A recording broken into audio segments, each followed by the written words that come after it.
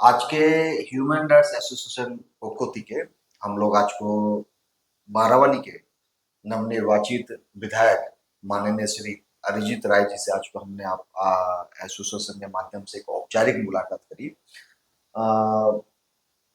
मुलाकात बहुत अच्छा रहा, सफल रहा और कुछ हमने एजेंडा हमने उनके हाथों में सबमिट किया है। उस एजेंडा में हमने उनका ध्यान कुछ पॉइंट है उनकी तरफ उन्होंने आकर्षित करने का प्रयास किया ताकि ये जो सामाजिक मुद्दे जो हैं इनको एमएलए जी के माध्यम से जल्द समाधान किया जाए और अभी इस समय किस तकलीफ से हम लोग गुजर रहे हैं, हमारी जनता गुजर रही है, इसको हमने केंद्रित किया। तो मैं आप सभी को दिखाता हूँ कि क्या एजेंडा रहा। हमारे पीआरओ सर है, वो आप सभी को ब्रीफ करेंगे किस किस एजेंडा पे आज को हम लोगों ने क्या क्या डिस्कस करा और क्या क्या उनकी तरफ से वक्तव्य रहा। ভারতীয় মানবাধিকার অ্যাসোসিয়েশন পশ্চিম বর্ধমান শাখার তরফ থেকে আজকে আমরা অ্যাসোসিয়েশনের সদস্য পদাধিকারী সকলে মিলে নবনির্বাচিত এমএলএ মাননীয় শ্রী অরিজিৎ রয় এর সঙ্গে সৌজন্য সাক্ষাৎকার করতে গেছিলাম এবং ওনার এই যে নবনির্বাচিত হওয়ার জন্য অভিনন্দন জানালাম। সেই সঙ্গে অ্যাসোসিয়েশনের তরফ থেকে বেশ কিছু বিষয় যেগুলো আজও সমস্যা রয়ে গেছে এতদ অঞ্চলে, সেই অঞ্চলের সমস্যাগুলো ওনাকে আমরা লিখিত দিয়েছি এবং যেগুলো আমরা বলেছি উনি খুব মন দিয়ে শুনেছেন এবং যথাযথ সদর্থক উত্তর দিয়েছেন এবং পদক্ষেপ গ্রহণ করার আশ্বাস দিয়েছেন, যেটা আমরা অত্যন্ত খুশি। আমাদের যে বিষয়গুলো ছিল সেটা হচ্ছে এতদ অঞ্চলে যে সমস্ত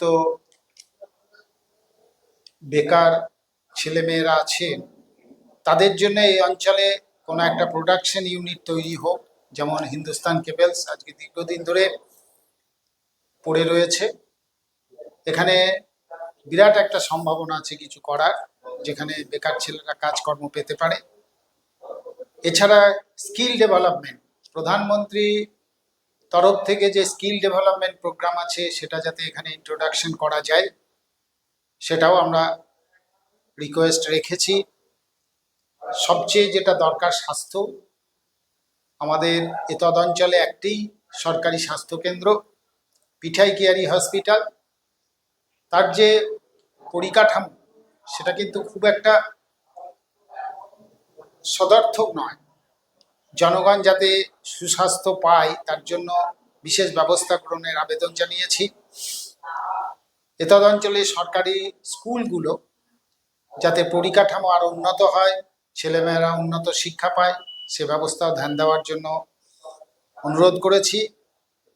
আর সবচেয়ে জ্বলন্ত একটা সমস্যা আপনারা সকলেই দেখতে পাচ্ছেন, ডাবর মোড় থেকে চিত্তরঞ্জন ৩ নম্বর গেট পর্যন্ত যে এক ব্যস্ততম রাস্তা এই অঞ্চলে বলা যেতে পারে, অত্যন্ত খারাপ অবস্থা।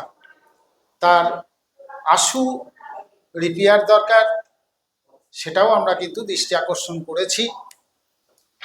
এরপরে যেগুলো আমাদের বিষয় ছিল সেটা হচ্ছে ফায়ার ব্রিগেড। যে কোনো কারণে ফায়ার ব্রিগেড স্টেশন একটা এই অঞ্চলে দরকার। এ ধরনের বিপদ আপদ হলে পরে আমাদেরকে ছুটতে হয় চিত্তরঞ্জন, না হলে আসানসোল।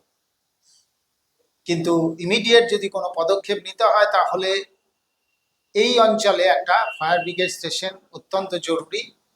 এটা আমাদের দীর্ঘদিনের দাবি, সেটাও তিনি শুনেছেন।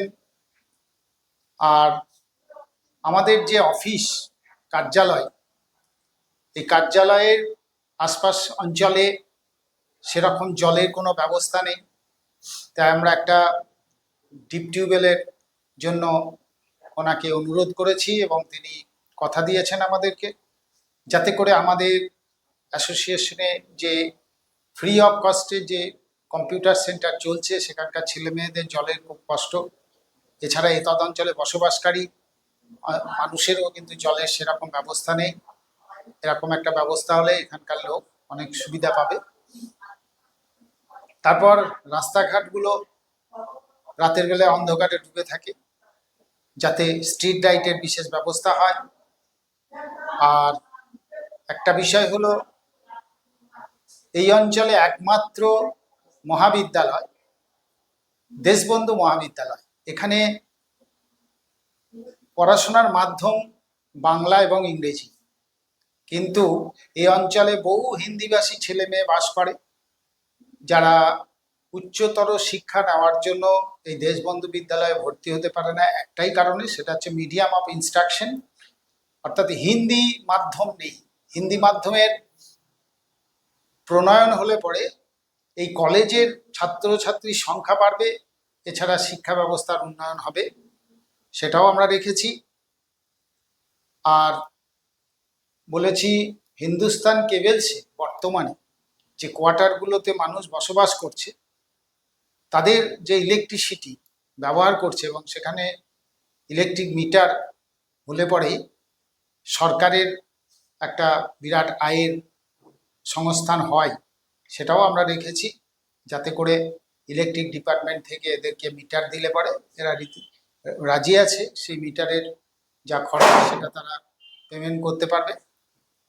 আর সবচেয়ে বড় একটা বিষয়, প্রশাসন।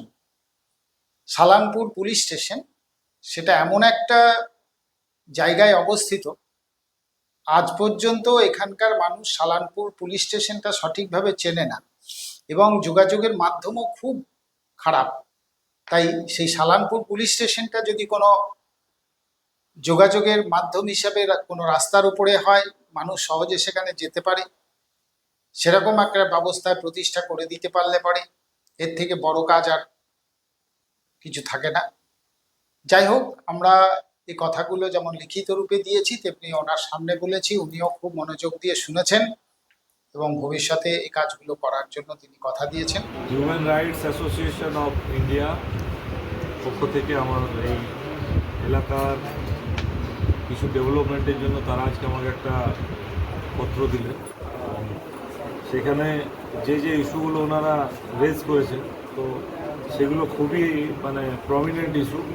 এবং আমার এলাকার ক্ষেত্রে যেমন ওনারা হেলথের ব্যাপারটা বলেছেন, এডুকেশন সেক্টরের ব্যাপারটা বলেছেন, যে স্কুলের অবস্থাগুলো খুব খারাপ, আমাদের যে ব্লক হসপিটাল আছে তার অবস্থা খুব খারাপ, এইগুলোকে নতুন করে আবার পরিকাঠামো তৈরি করা এবং আরও উন্নত করা, এবং বিভিন্ন রাস্তাঘাট বা ওই ইলেকট্রিসিটির ব্যাপারটা সব মানে খুবই গুরুত্বপূর্ণ ইস্যু আছে। তো আমি অলরেডি এইগুলো নিয়ে আমি ওয়ার্কিং করতে শুরু করেছি।